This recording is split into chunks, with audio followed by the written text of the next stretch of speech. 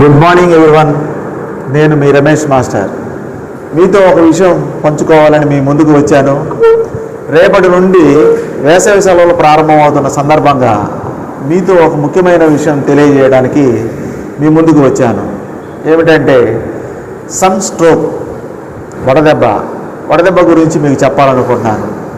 దయచేసి పిల్లలు కానీ పెద్దవాళ్ళు కానీ ఎవరైనా సరే ఎవరు కూడా ఉదయం 11 గంటల తర్వాత ఎండలో తిరగవద్దు.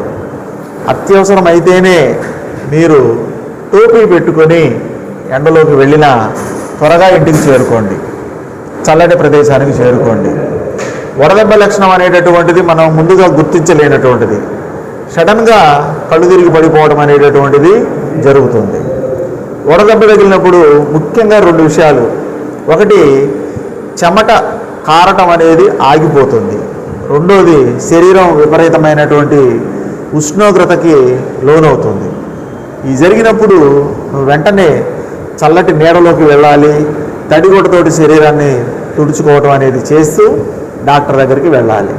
లేదంటే అత్యంత ప్రమాదకరమైనటువంటి పరిస్థితుల్లోనికి నీ శరీరం వెళ్ళిపోతుంది. కాబట్టి తగిన జాగ్రత్తలు తీసుకుంటూ మీరు ఈ వేసవి సెలవులన్నీ సంతోషంగా, హ్యాపీగా, ఇంకా ఆనందంగా గడుపుతారని కోరుకుంటూ మీ Ramesh master. Thank you everyone. ప్రియమైన విద్యార్థులకు వేసవికాలం దృష్ట్యా ఒక హెచ్చరిక. ఈ సంవత్సరం ఎండలు మరీ ఎక్కువగా ఉన్నాయి కావున అందరూ తమ ఆరోగ్యాన్ని కాపాడుకోవాలి. ఎలాగంటే మనం ప్రతినిత్యం వాటర్ తీసుకోవాలి. గంటకు దాహం వేసినా వేయకపోయినా వాటర్ ఎక్కువగా తీసుకోండి. మన ఆరోగ్యాన్ని మనమే కాపాడుకోవాలి. కావున ప్రతి ఒక్కరూ మీ ఆరోగ్యాన్ని మీరు కాపాడుకోవాలి. వేసవికాల హెచ్చరిక. మీరందరూ కూడా మొబైల్ ఫోన్లు కానీ టీవీలకు మీరు పరిమితం కాకుండా సమయాన్ని సద్వినియోగం చేసుకోవాలని, ప్రతి ఒక్కరూ కూడా ఆ సమయంలో మంచి కథల పుస్తకాలు కానీ, నీతి పుస్తకాలు అంటే జ్ఞానానికి ఉపయోగపడేటువంటి పుస్తకాలు చదువుకుంటూ మంచిని గ్రహించి చెడుని విడిచిపెట్టేటట్లుగా ఉండాలి. అలాగే ఈ ఖాళీ సమయంలో చిన్నపిల్లలకు హ్యాండ్ రైటింగ్, అలాగే డ్రాయింగ్, పెయింటింగ్ ఇలాంటి పనులు కనుక పిల్లలకు నేర్పించగలిగితే వారందరూ కూడా మంచిగా నేర్చుకొని తమ యొక్క జ్ఞానాన్ని అభివృద్ధి పరుచుకుంటారని.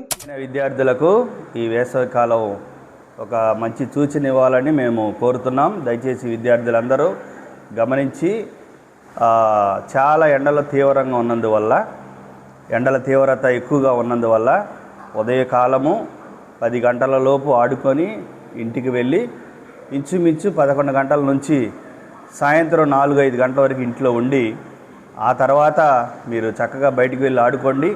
ఆ మధ్యలో ఎండల్లో తిరిగి మీ ఆరోగ్యం పాడు చేసుకోవద్దు.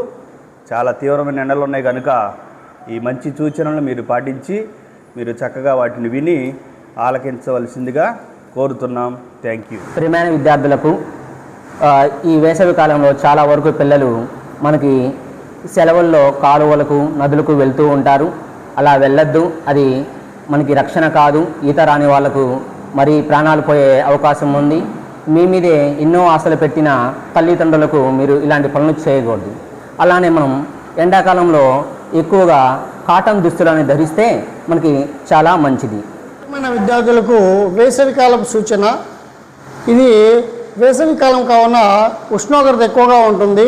కాబట్టి మన శరీరము డిహైడ్రేషన్కి గురయ్యే అవకాశం ఉంది. కావున ఎక్కువగా మనం ద్రవ పదార్థాలను తీసుకుంటూ ఉండాలి. అవేంటంటే మంచినీళ్ళు బాగా తీసుకోవాలి. అలాగే మజ్జిగ, రాగి జావ, కొబ్బరి నీళ్ళు, ఫ్రూట్ సలాడ్స్ ఇవి తీసుకోవడం వల్ల మన శరీరము డిహైడ్రేషన్ నుంచి బయటపడుతుంది. సో ఆరోగ్యంగా ఉండడానికి ఇది కంపల్సరీ పాటించవలసిందిగా కోరుకుంటూ